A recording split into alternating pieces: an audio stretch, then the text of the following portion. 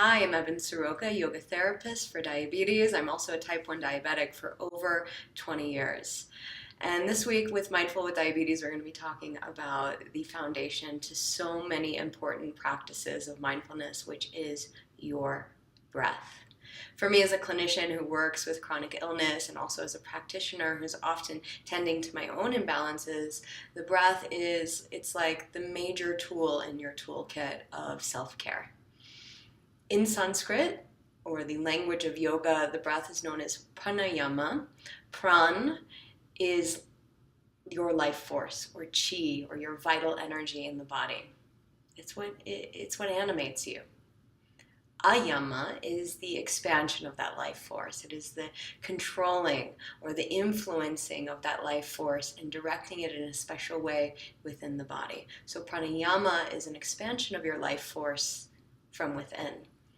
When working with chronic illness, it is important that we're tending to our life force because our body is working extra hard to stay in balance. We need to use our breath to help reestablish homeostasis on a regular basis. Our bodies are meant to heal, but with the added addition of breathing practices, this not only helps to regulate what's going on internally in the body, but it also helps to influence your mind from a stressful circumstance to a place of well-being, oneness, calm, and internalization, which is so important when you're living with chronic condition.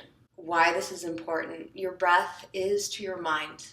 So the way that you're breathing is, according to yoga tradition, like a reflection to the way that you're thinking.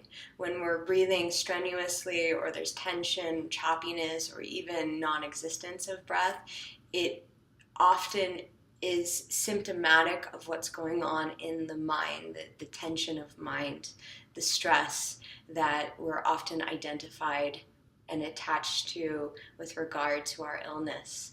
You look at a number on your glucometer, you see 300, you see arrows pointing in a specific direction.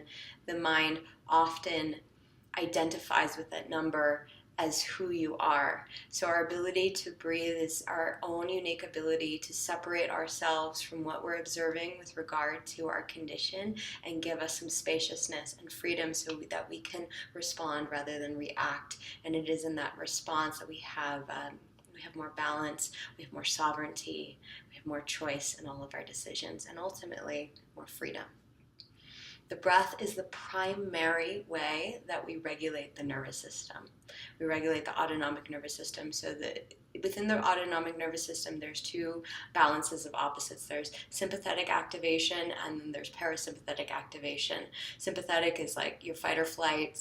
Parasympathetic is your ability to rest and relax. So a healthy nervous system is one that can move through these opposing dualistic energies and be able to kind of ride the wave of the pendulum of back and forth.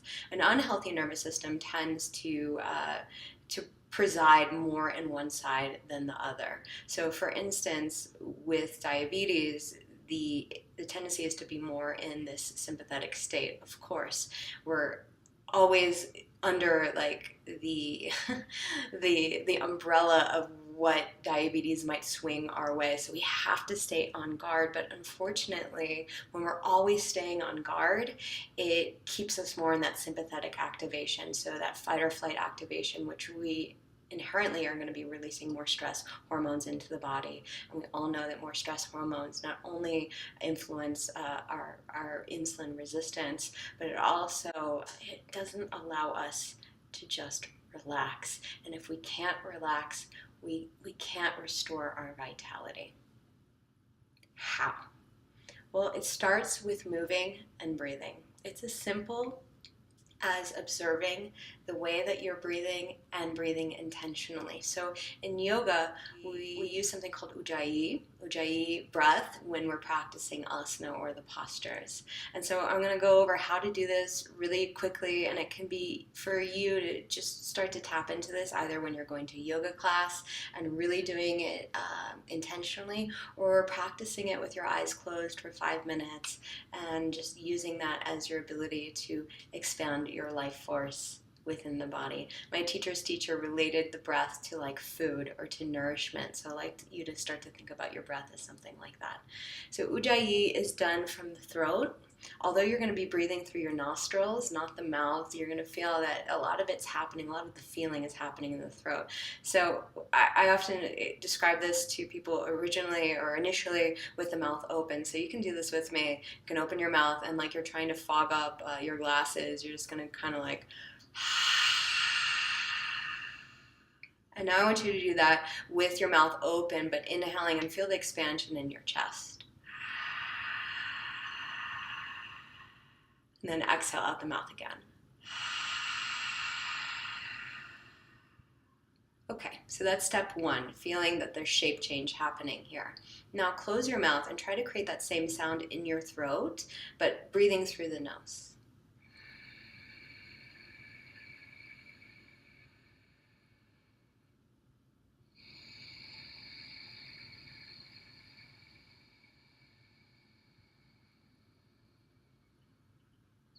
Now it's as simple yet as complicated as that.